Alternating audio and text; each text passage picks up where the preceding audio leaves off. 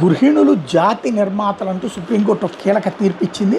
కుటుంబానికే పరిమితమైతే కనిపించే గృహిణుల సేవలు వాస్తవానికి దేశ నిర్మాణానికి ఎంతగానో దోహదపడతాయని సుప్రీంకోర్టు పేర్కొంది.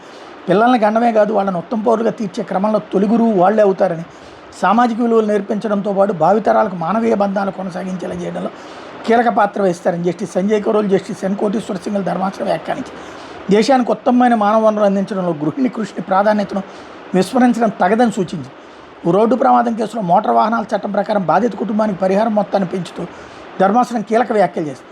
మహిళలు కేవలం గృహిణులు మాత్రమే కాదు, దేశాన్ని నడిపించే జాతి నిర్మాతలు. గృహిణి అంటే ఇంటి యజమాని మీద ఆధారపడే వ్యక్తిగా పరిగణించడం విడ్డూరంగా అనిపిస్తుంది. ఎందుకంటే వాస్తవానికి కుటుంబం అంతా నిత్యం ఆమె మీద ఆధారపడుతుంది. ఆమె లేకపోతే ఇంట్లో ఎన్నో పనులు ఆగిపోతాయి.